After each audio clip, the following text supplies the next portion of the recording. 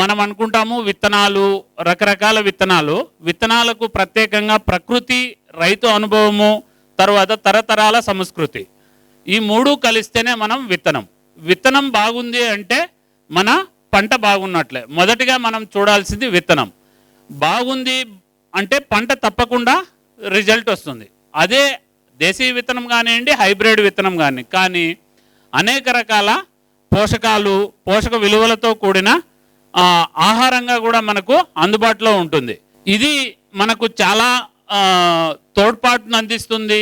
ఈ నాలెడ్జ్ అనేది మనకు అనేక రకాలుగా ఉపయోగపడుతుంది. తర్వాత మనం వినడం, చూడడం కాకుండా చేసిన ప్రయత్నాన్ని ప్రారంభించడంలో మొదలుపెట్టిన తర్వాత కార్యక్రమము చాలా అభివృద్ధి దిశలోకి వెళ్తుందన్నది గత 2 సంవత్సరాల మా అనుభవం చెప్తూ ఉందన్నమాట. కాబట్టి ఈ ప్రయత్నాన్ని మరింత ముందుకు తీసుకెళ్ళడానికి చాలామంది పెద్దలు వారి సలహాలు, సూచనలు తీసుకునే ప్రయత్నం చేద్దాము. ముఖ్యంగా ఏదంటే ఆర్డీఓ సార్ గారు బయలుదేరాలని అన్నారు. దానికి వెళ్లే ముందు ఒక 2 నిమిషాల నుంచి 5 నిమిషాలు చంద్రుల్ కుమార్ రెడ్డి గారు ఫస్ట్ ఇంట్రడక్షన్ ఇస్తూ ఆ తర్వాత మళ్ళీ కంటిన్యూ చేస్తారు. వేదికను అలంకరించిన పెద్దలకు, కార్యక్రమానికి విచ్చేసిన రైతు బంధువులకు అందరికీ నమస్కారాలు. ఈరోజు కార్యక్రమంలో ప్రధానమైనటువంటి విషయం విత్తనం. విత్తనం ఒక జీవ పదార్థం, మనకందరికీ తెలుసు. అది కూడా మనిషిలాగానే రెస్పాండ్ అవుతుంది విత్తనం కూడా. అయితే ఇప్పుడు విత్తనానికి ఉన్నటువంటి జ్ఞానం ఈ తరం వాళ్ళకి, అంటే వాస్తవానికి నేను కూడా బిగినర్నిగానే చెప్పాలి. నేను 8 సంవత్సరాల నుంచి మాత్రమే ప్రకృతి వ్యవసాయం చేస్తున్నాను. ప్రకృతి వ్యవసాయం మొదలుపెట్టినప్పటి నుంచి దేశీయ విత్తనంతోనే సాగు చేస్తూ ఉన్నాను. ఎక్కడా బయట దొరికేటువంటి విత్తనాలు, కంపెనీ విత్తనాలు లేదా మ్యాన్ మేడ్ సీడ్స్, శాస్త్రవేత్తలు అభివృద్ధి చేసినటువంటి సంకరపరిచినవి లేదా జన్యు మార్పిడి చేసిన విత్తనాలు నేను ఉపయోగించలేదు. పూర్తిగా దేశీయ విత్తనం, మన ప్రాంతంలో తరతరాల నుంచి వస్తున్నటువంటి విత్తనాలు, వాటిని మాత్రమే సేకరించి నేను పండిస్తూ ఉన్నా. సేకరించే క్రమంలో వాటికి సంబంధించినటువంటి విషయాలు, జన్యు చరిత్ర అంటాం, ఆ సీడ్కి సంబంధించినటువంటి జెనెటిక్ హిస్టరీ. ఒక విత్తనం తీసుకుంటే ఆ విత్తనం ఏ ప్రాంతానిది, ఆ ప్రాంతవాసులకి అది ఏ విధంగా ఆహారంగా ఉపయోగపడింది, ఆ ప్రాంతవాసులు ఆ విత్తనం కోసం ఏ విధంగా జాగ్రత్త చేయడానికి ఎన్ని అవస్థలు పడ్డారు, కరువు కాటకాలని అలాగే వరదల్ని తట్టుకొని ఆ విత్తనం తన సంతతిని వృద్ధి చేసుకోవడం కోసం, మన ఊపిరి నిలపడం కోసం తన ఊపిరిని ఏ విధంగా నిలుపుకున్నది అని చెప్పడం నాకు ఎక్కడ లేని భావోద్వేగాన్ని కలిగించింది. విత్తనం గురించి తెలుసుకుంటే నేను 1-2 సంఘటనలు చెప్తాను మీకు. ఈ విత్తన చట్టాలు ఇవేవి రాకముందు రైతులుగా మనం విత్తనాన్ని కాపాడడానికి అది దేశవ్యాప్తంగా, ప్రపంచవ్యాప్తంగా ఎంత అవస్థలు పడ్డారు, ఎన్నెన్ని ఇబ్బందులు పడి విత్తనాలను కాపాడుకున్నారనేటువంటిది చెప్తాను మీకు.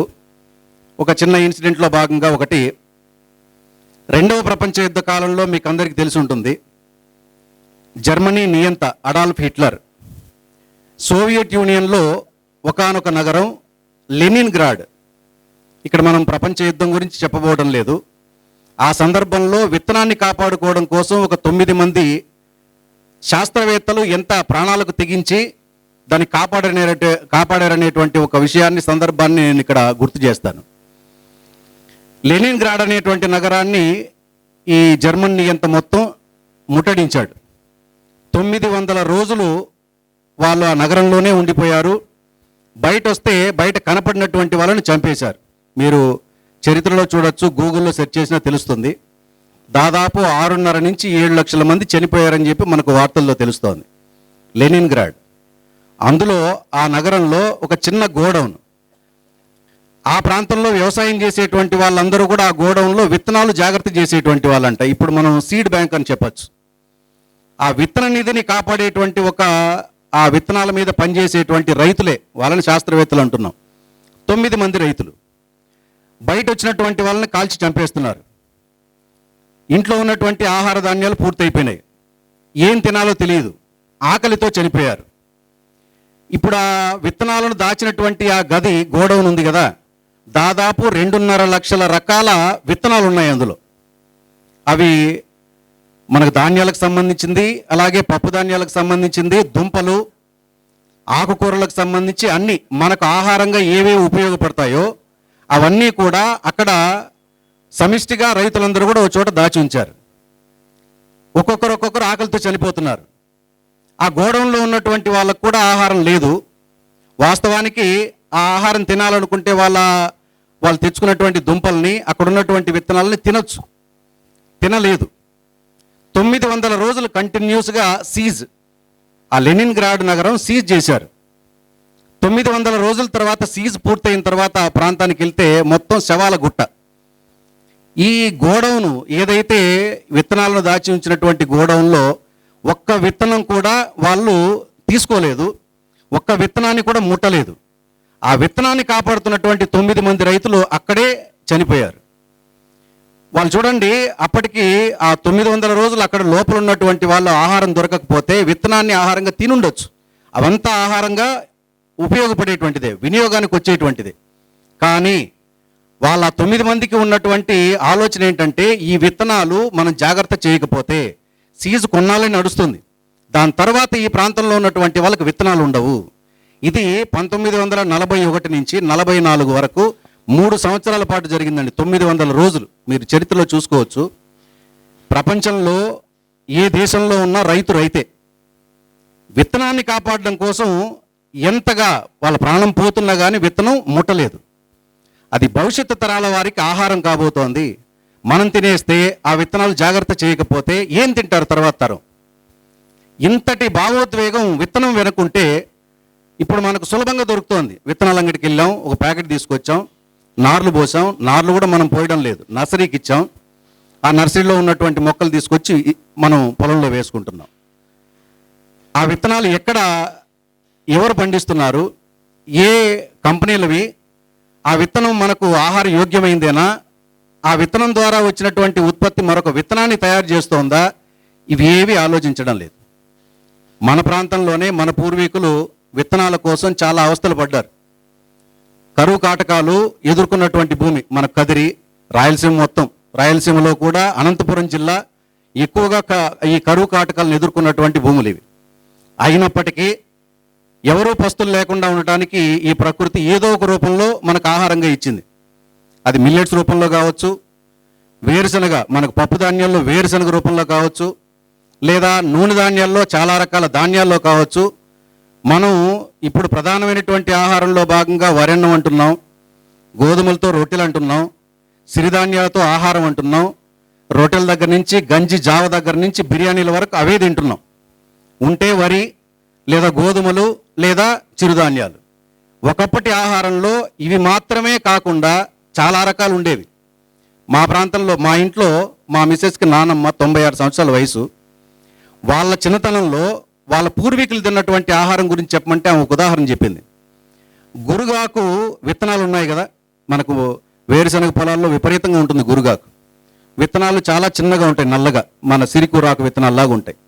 ఆ గురుగాకుని దాదాపు ఒక 20 గంటల సేపు ఆ గురుగాకు విత్తనాలను నానబెట్టి వాళ్ళు ఈ మనకు రాయి ఉంది కదా, అరగదీసేటువంటి రాయి, అరగదీసేటువంటి రాయితో ఆ విత్తనాలను బాగా నూరి దాన్ని ఉడికించి అవి తినేటువంటి వాళ్ళంట. అవి తింటే దాదాపు 7 రోజుల పాటు ఆకలేదంట. చూడండి, మనకు ఆహారమే దొరకనటువంటి రోజుల్లో ప్రకృతి ఏదో ఒక రూపంలో ఆహారం, అక్కడ కూడా విత్తనమే, ఏదో ఒక రూపంలో ఆహారం దొరికింది. ఆ విత్తనం దాచకపోతే ఎట్లాగా? ఆ విత్తనం మట్టి దాస్తుంది. మీరు వర్షాలే పడలేదనుకోండి, 2 ఏళ్ళు కానివ్వండి, 3 ఏళ్ళు కానివ్వండి, వేరుశనగ కోసం మనం దుక్కి చేసి పెట్టుకొని వేరుశనగ వేసాం. వేసిన 20 రోజులకే ఎక్కడో ఉన్నటువంటి ఆ విత్తనాలు పైకి వస్తాయి. మొదటే మనం ఆకుకూరగా ఉపయోగించుకుంటాం, పూత వచ్చిన తర్వాత ఆ కాళ్ళను ఆవులకు కోసి మేతగా ఉపయోగించుకుంటాం. తర్వాత విత్తనాలను మనం జాగ్రత్త చేస్తాం. దాన్ని పెద్దగా ఎవరు విత్తనాలు తీయడం లేదు. కాకపోతే మనం మార్కెట్లోకి వెళ్ళి రకరకాల ఆకుకూరలు తింటాం, కానీ గురుగా కమ్మేటువంటి ఒక ఏజ్డ్ పర్సన్ ఎవరైనా ఉన్నారనుకోండి, వాళ్ళ దగ్గరికి ఎవరు వెళ్ళం. రకరకాల మందులు స్ప్రే చేసినటువంటివి, అవి ఇంగ్లీష్లో పేరు చెప్తేనే స్పినాచ్ లేదా లెట్యూస్, మాల్స్కి వెళ్ళి ఇవే మనం కొంటాం. సంతల్లోకి వెళ్ళి బాగా వయసు అయినటువంటి వాళ్ళు, అందులోనూ వృద్ధులు, మహిళలు వీటిని మాత్రమే పెట్టుకొని అమ్ముతూ ఉంటారు. పొన్నగంటి కూర, గురుగాకు, ఎర్రబద్దాకు, ఇవి వైల్డ్ ఫుడ్. వీటిని తీసుకెళ్ళి మనం పండిస్తే పంట రాదు. అవి స్వతహాగా విత్తనాలు పడాలి, అవి మొలకెత్తాలి, వాటిని మనం తీసుకోవాలి. మనకు షడ్రుచుల్లో మీరు గమనిస్తే వగరు, చేదు కొన్ని రకాల కూరగాయలు దొరుకుతుంది. వగరు అనేటువంటిది గురుగాకులో ఉంది, పొన్నగంటి ఆకులో ఉంది, ఎర్రబద్ద ఆకులో పులుపు గుణంతో పాటు వగరు ఉంది. ఈ వగరు అనేటువంటి గుణం మనం ఆహారంలో తీసుకోకపోతే ప్యాంక్రియాసిస్ గ్లాండు ఆ కెమికల్ని రిలీజ్ చేయదు, లేకపోతే షుగర్ వస్తుంది. అది రిలీజ్ చేయకపోతే రకరకాల ఆరోగ్యాలు సమస్యలు ఉన్నాయి. నేను నా ప్రసంగంలో నా ఉద్దేశం ఏంటంటే, విత్తనాన్ని జాగ్రత్త చేసుకోకపోతే మనకు వచ్చేటువంటి ఇబ్బందులు 1-2 కాదు, చాలా రకాల ఇబ్బందులు ఉంటాయి. కాబట్టి ఈరోజు ప్రసంగంలో మనం విత్తనం గురించి, మనం విత్తనాన్ని ప్రొటెక్ట్ చేస్తే వచ్చేటువంటి లాభాలు ఏంటి, నష్టం చెప్పాల్సిన పని లేదు. ఆరోగ్య సమస్యలతో అనేక రకాల ఇబ్బందులతో మనం ఇబ్బందులు పడుతూనే ఉన్నాం.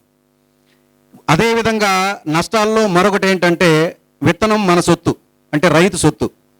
మరొకరు దాన్ని రాయల్టీగా తీసుకోవడాన్ని మనం అంగీకరిస్తే మనం పరాధీనంలోకి వెళ్ళిపోతాం. స్వతంత్రం వచ్చి ఇన్నాళ్ళు అయినా కానీ మనం పరాధీనంలోనే ఉన్నాము అంటే, మనం ఇప్పటికీ ఆలోచించకపోతే మనం ఏం పండించాలి, ఏం తినాలి ఒకరు నిర్ణయిస్తారు. మనం పండించిన తర్వాత మన శ్రమకి ఎంత ప్రతిఫలం ఇవ్వాలో మనం నిర్ణయించలేము. ఇప్పటికే ఆల్రెడీ జరుగుతోంది, అందరికీ చెప్పాల్సిన పని లేదు. పంట ధర వాళ్ళు నిర్ణయిస్తారు, మనం పండిస్తాం, పొలం మనదే, కష్టం మనదే. మనం ఏం చేస్తున్నామంటే మన కష్టం వాళ్ళకి ఇస్తూ ఉన్నాం, అంటే మన పొలంలో మనమే కూలీలుగా పనిచేస్తున్నాం. విత్తనాన్ని పోగొట్టుకున్న తర్వాత ఆ విత్తనం వాళ్ళ దగ్గర తీసుకుంటే వచ్చే నష్టం ఏంటి అని అంటే, విత్తనం ఇచ్చిన తర్వాత ఒక కోర్సు లాగా ఇస్తారు. విత్తనం మాత్రమే అమ్మడం లేదు, విత్తనం తర్వాత ఆ విత్తనం పండడానికి ఎరువుల రూపేణా రసాయన ఎరువులు ఇస్తారు. మీ ఎరువులు సరిపోవు, మీకు ఆవులున్నా గొర్రెలున్నా మిగిలిన ఏ ఎరువులైనా కానీ మీరు వేసేటువంటి ఎరువులతోనే పంట రాదు, ఈ ఎరువులు వేయండి. ఎరువులు ఇచ్చాం, ఎరువులు ఇచ్చిన తర్వాత పురుగులు వస్తాయి, పంటను పాడు చేసేటువంటి పురుగులు వస్తాయి. ఏం చేయాలి అని అంటే వాళ్ళు మందులు ఇస్తారు. ఆ మందులు ఇచ్చిన తర్వాత పంట వస్తుంది. పంట ఏ రేటుకు అమ్మాలి, మన కష్టం ఎంత, పెట్టుబడి ఎంత, వచ్చినటువంటి ధాన్యానికి ఏ ధర నిర్ణయించాలనేటువంటిది మనం నిర్ణయించలేము, వాళ్ళే నిర్ణయించాలి. వాళ్ళకే మనం వెళ్తూ ఉంటుంది ఉత్పత్తులు. అదే విత్తనం మన విత్తనం మనం వేసుకోగలిగితే దేశీయ విత్తనాలకి రసాయన ఎరువులు అవసరం ఉండదు. ఒకవేళ పురుగులు వచ్చినా ఆ పురుగులకు సంబంధించేటువంటివి మనం చిన్న ఆకుల కషాయాలతోనే మనం రెమెడీస్ అన్నీ పూర్తి చేసుకోవచ్చు కాక. ఇలాంటివి మనం చేయగలిగితే పెట్టుబడులు తగ్గుతుంది, పండినటువంటి పంట నాణ్యత ఉంటుంది, ఆరోగ్య ప్రయోజనాలు ఉంటాయి. మనం ఎవరైతే సహజంగా పండిస్తున్నారో, ప్రకృతి వ్యవసాయంలో పండిస్తున్నారో, ఈ సుభాష్ పాలేకర్ కృషిలో పండిస్తున్నారో, వాళ్ళ ఉత్పత్తులు కొనడానికి సిటీలో ఉన్నటువంటి వాళ్ళు చాలామంది ఎదురు చూస్తూ ఉన్నారు. రైతులు ఎక్కడున్నారో తెలియలేదు, వినియోగదారులు ఎక్కువ అవుతున్నారు, రైతుల సంఖ్య పెరగడం లేదు. విత్తనాలకు సంబంధించినటువంటి పరిజ్ఞానం మనం తెలుసుకొని కానీ పండించగలిగితే ఎంతైనా సరే కొనడానికి ముందుకుంటున్నారు. మన శ్రమకి తగ్గ విధంగా ధరని మనం నిర్ణయించుకొని నష్టం లేనటువంటి వ్యవసాయాన్ని, మన పూర్వీకులు చేసినటువంటి వ్యవసాయాన్ని సులభంగా మనం చేయవచ్చు. ఇదొకటే ఈరోజు కాన్సెప్ట్ మొత్తం కూడా. విత్తనానికి సంబంధించినటువంటి పరిజ్ఞానం మీకు ఇవ్వడం. ఆ విత్తనం ఎక్కడ దొరుకుతుందో ఈరోజు తీసుకొచ్చాను నేను. వరి విత్తనాలు మాత్రం తీసుకొచ్చాను, కూరగాయలు కూడా తెస్తాను. కూరగాయలు కానీ అలాగే పప్పు ధాన్యాలు కానీ ఊతప్ప సార్ దగ్గర ఉన్నాయి. ఆ విత్తనాలు తీసుకొచ్చి దాన్ని ఎలా పండించాలి, మొదట సాయిల్ ప్రిపరేషన్ దగ్గర నుంచి పండించేటువంటి క్రమంలో మనకు వచ్చేటువంటి ఇబ్బందులు ఏంటి, దాన్ని ఎలా అధిగమించాలి, అలాగే పంట వచ్చిన తర్వాత ఎలా మార్కెట్ చేసుకోవాలి, ఇవన్నీ కూడా ఈరోజు వివరంగా మాట్లాడదాం. దాంట్లో భాగంగా ఎక్కువ మీరు ఆలోచించాల్సింది ఏంటంటే విత్తనం ఏంటి, మన విత్తనం ఏది, ఆ విత్తనం వెనక ఉన్నటువంటి జన్యు చరిత్ర ఏంది. మన పూర్వీకులు ప్రాణాలు సైతం లెక్క పెట్టకుండా విత్తనాలు దాచుకోవడం కోసం, విత్తనాలు జాగ్రత్త చేసుకోవడం కోసం ఎంత పరితపించారు. మనం దాన్ని వదిలిపెట్టేయడం వల్ల వచ్చిన నష్టాలు ఏంటివని మాత్రమే ఈరోజు మొత్తం ఈ కార్యక్రమంలో ఈ నాలెడ్జ్ మీరు తీసుకెళ్ళగలిగితే సంతోషంగా అనిపిస్తుంది. ధన్యవాదాలండి. ఈ కార్యక్రమం కొనసాగింపులో భాగంగా ఆర్డీఓ సార్ మాట్లాడమని చెప్పి కోరుతున్నాను. మరిన్ని అప్డేట్స్ కోసం బ్యాక్ టు రూట్స్ యూట్యూబ్ ఛానల్ని సబ్స్క్రైబ్ చేసుకోండి.